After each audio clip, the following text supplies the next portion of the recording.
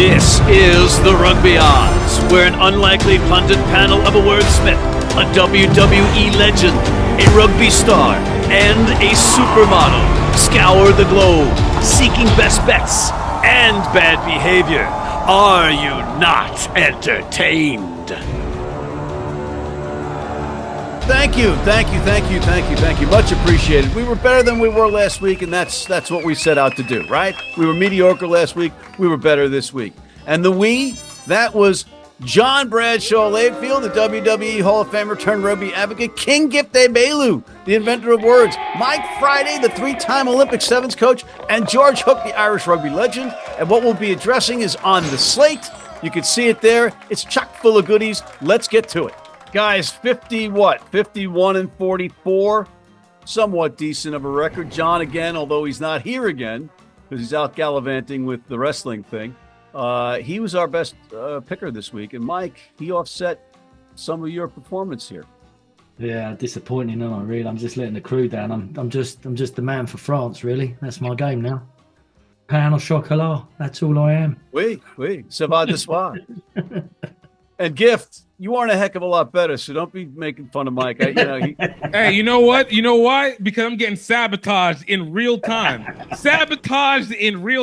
What? Because you're picking teams that aren't playing? Weren't even available. You're picking teams that weren't playing.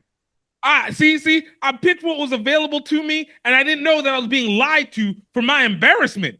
That's the problem that we have here. See, we have people that are so mad that we're used to being correct that they have to find ways to do it. Right, Matt?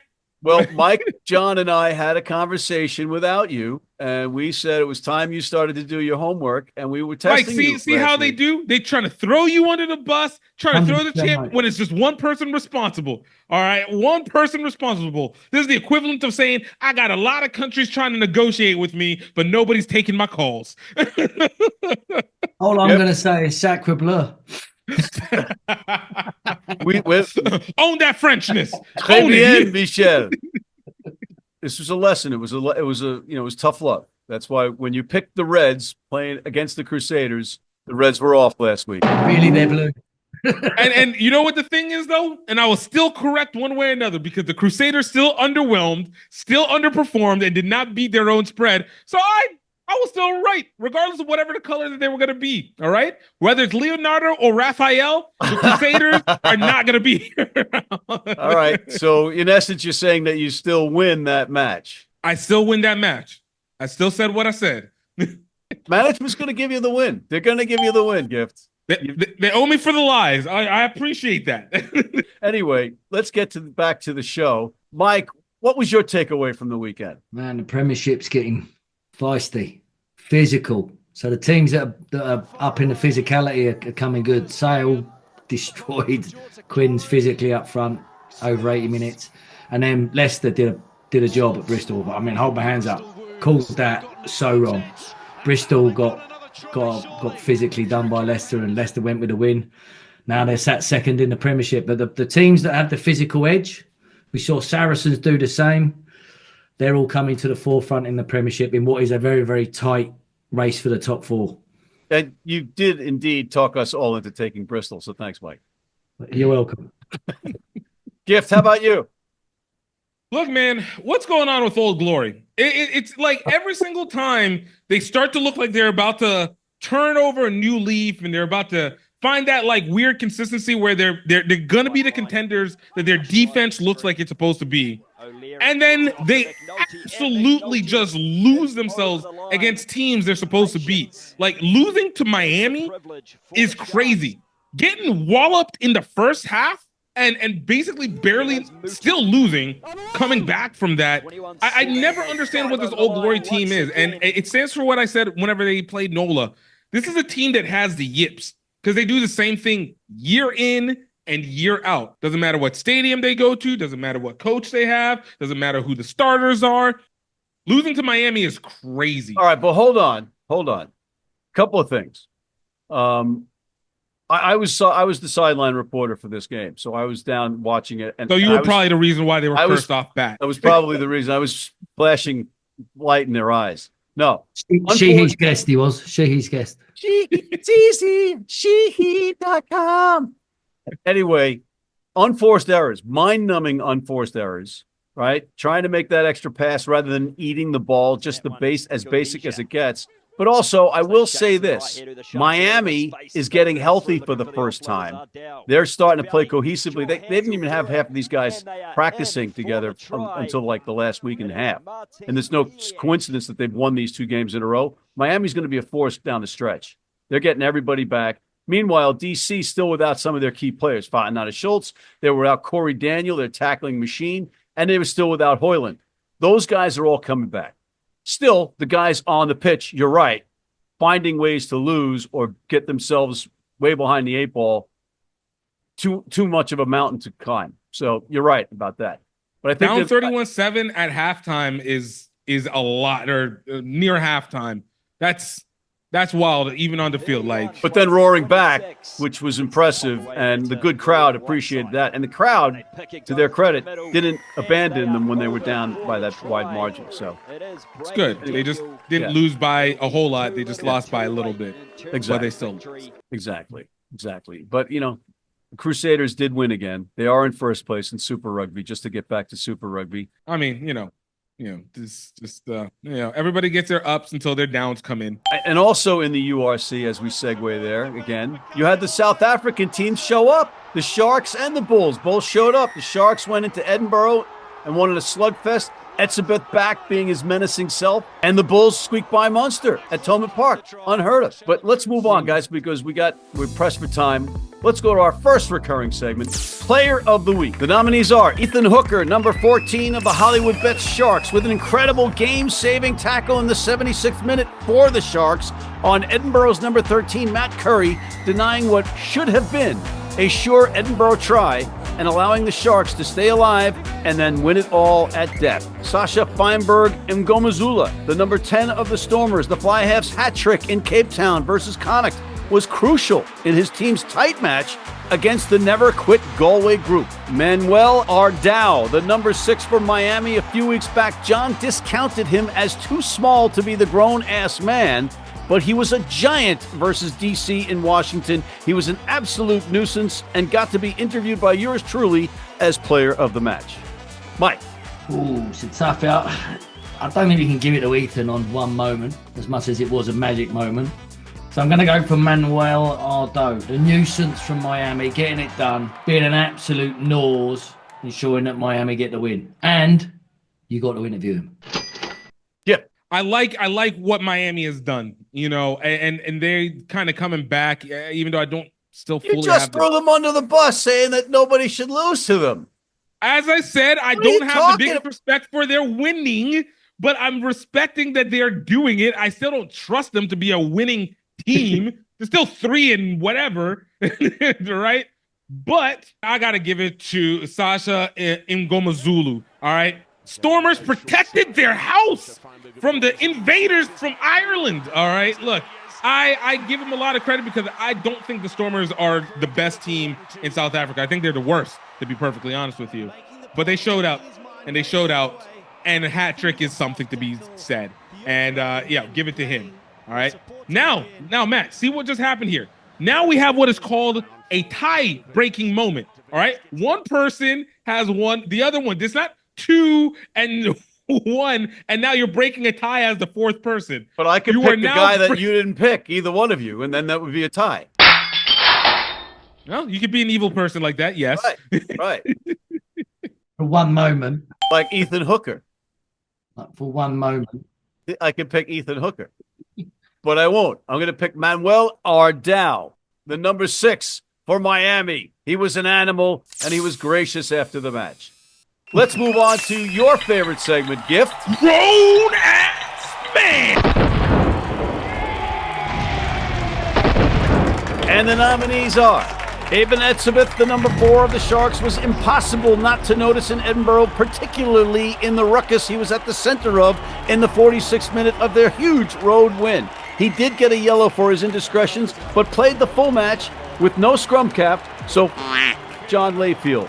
Sam Tuifua, Houston's wrecking ball number 8, had a try, 14 carries for 117 hard yards, or 107 menacing meters, fending off the likes of NOLA's Aiden King and his 21 tackles in Houston's key win versus Gift's snake-bitten goal. Frank LaShore of Utah, the lock, had another 20 tackles, was great in the set pieces, and was a key component for Utah smoking San Diego in Southern California. Mike. Mate, there's only one winner, and he's back. Etzebeth. Grown-ass man. I think he was named after him. Yellow card, tick. Nose, tick. Nuisance, ticked. Brawl, tick. Away at Edinburgh on the cold Friday night. He shows up, they get the job done. The bloke is an absolute yeti. He is a proper grown-ass man. He's the boy. He is the man this week. Gift? Yeah, man. I'm not even going to fight this one, man. This is even Etzebeth. I'm even going to say his name correctly because he finally is being returned back to his status in his quote old age. You're not going to call him really Elizabeth this time? Hey, look, he's earned the right to be an Etzebeth. All right? No. Do what he do. Continue to be the beast that we expect him and finally living up to it.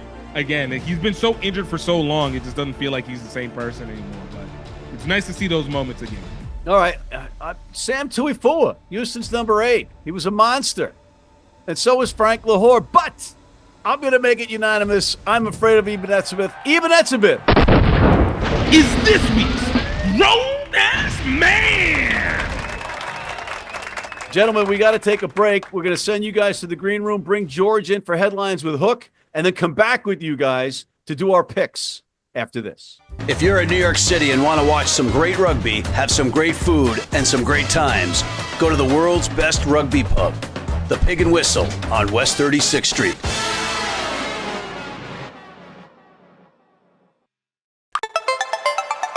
And now for the Major League Rugby Play of the Week, brought to you by the Rugby Network. In the 60th minute of a 6-point game, Zion Going capitalized on an at-ease or confused Legion defense that looked to be waiting for the whistle that never came. With that, Going was gone for a nail-in-the-coffin try for impressive Utah. And that is your Major League Rugby Play of the Week, brought to you by the Rugby Network. And we're back again with Mr. George Hook calling it from Dublin. George, thanks for coming on. How are you? Well, I'm sad at the loss of a pope, but I'm quite chipper about the idiocy that world rugby is now heading, and it's cheering me up in my old age. Nothing like some idiocy to get the blood going, right? Beautiful. Yeah. All right, let's get people's blood going with our recurring segment, Headlines with Hook. First headline, another All Black to Leinster, not named Barrett. I think this is fabulous. I really do. Because I'm not sure how the sales of Johnny Sexton's autobiography have gone in the USA, but in his last game, he had a bit of a verbal confrontation with Ioane. I can't repeat it because most of the words comprise of only 4 letters, right? Now, Sexton is now involved with the national team as a kind of a fly half coach. He's also involved with the Lions. And lo and behold, Leinster have signed the dreaded Ioane. Now, what it means, I think the interesting point about this is Leinster consider their future success to be far more important than Johnny Sexton's injured pride. And I think that's fabulous because believe me, this guy, Ioane, is the business. And Barrett has been a superb selection, a magnificent selection. So these 2 selections, it's interesting. Leinster's last 3 games are 60 points approx, 50 points approx, 40 points approx. In fact, one former international said they should just cancel the rest of the European Championship and give it to Leinster. That mightn't work out, but nevertheless, they are light years ahead of everybody else. And there are 3 provinces in Ireland, I would think, who are fairly jealous. You brought up a great point about Leinster and the different competitions of running away with it. There's a couple of teams that might raise their hands and say, we've got a different idea. 2 out of France, and perhaps, just perhaps, the Sharks in the URC, the Hollywood Bet Sharks, they seem to be getting their players back, and they had a big win in Edinburgh. But that's not for now.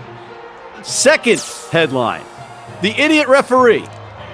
Well, you're a bit young, but around about the 1930s, a fella called Douglas Fairbanks, an actor, and Mary Pickford, a female, took over United Artists. And somebody said, the lunatics have taken over the asylum. Now, this is what happened in rugby. Once upon a time, he had a referee, and he made decisions. He was right or he was wrong. Then the assistant referees, 2 more guys were brought in. We can help you. Then they bring in the guy with the video camera. We can help you. So that means there should be no errors. What happens to poor old Munster? They lose the first prop forward to a HIA. This is crucial. Next prop forward comes in, is injured. Now, if you lose 2 prop forwards, you're reduced to uncontested scrums, and you have to go to 14 players. But they didn't lose 2 prop forwards. The first fellow was only temporarily off, waiting for a HIA. The idiot referee reduces Munster to 14. Now, the Bulls didn't score, but maybe Munster might have scored. Yeah. Now, the point about this is Munster are on the edge of qualification or not for the final stages. This decision could have massive ramifications. And the idiot in charge, I really despair of the people who are now running the game.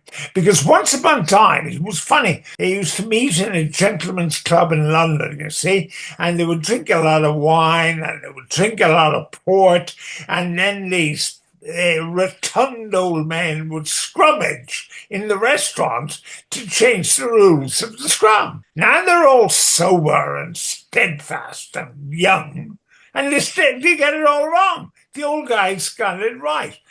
The laws are a shambles, and the net result is they're going to be dead. But you're going to be having a memorial service for me, and you're going to be saying Hook was right. The game is doomed. I'll never admit that. You'll never hear those words come out of my mouth unless I'm being paid to say it. Then I'll say anything. I'll absolutely say anything. Finally. It's been a long time coming, everybody. I am a whore. I'll do anything for money. Final headline, George. When crooked ain't crooked. It's fun watching them put the ball into the scrum. The scrum half's going to manage to put it straight into the number 8's feet without penalty, even though the law is still in the book. Yeah. Crooked in the scrum is still in the book. So now they're running another rule, which is crooked in the line out isn't crooked if the other team don't jump. It's crooked if they jump, but if they don't jump, it's not crooked. So what do the smart guys do? They get the line number 2 to literally stand 2 yards out of the line out of it, Marco. They throw it to him. Now, of course, the other team haven't had time to throw anybody up. The line out has barely started. Referee says, not crooked, off you go. So as this is going to progress to a point that nobody's going to throw the ball into the line out. They're all going to throw it to number 2, standing 2 yards out of the line out, no crooked in, off we go. Go back to Douglas Fairbanks and Mary Pickford. The lunatics have taken over the asylum. I wish we had more time to continue this one, but we don't. But thank you, George, for another resounding Headlines with Hook. Thank you to George Hook. We'll be right back with the guys after this.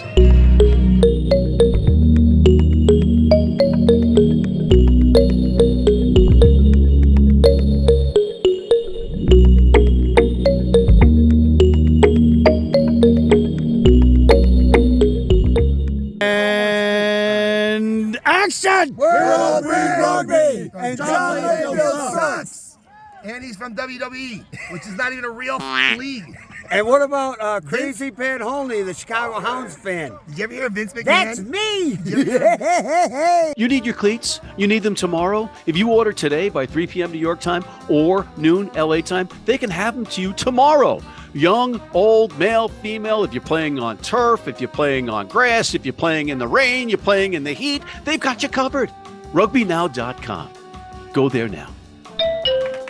And guys, we're back, and it's time for us to earn our keep and make some picks. Let's start with the URC. Mike, who do you like? I fancy the Sharks again. Etzebeth and his crew, hungry, going away from home to Ulster this week. And I think they're keen to eat. So I think the Sharks go away and do it again, and get the win and cover the spread. Oh, Gift. Hey, look, the one thing that I can say about South Africa teams is that they will bounce the opposite direction of where they are if they're on the road and if they're at home. Lions lost to Bennington. This week, Lions are going to be eaten up on the Connacht. Or on Connacht. I don't know what a Connacht is, but they're going to be taking out Connacht. Beating up on the Connachts. Okay. I'm taking Munster to rebound and get a big win.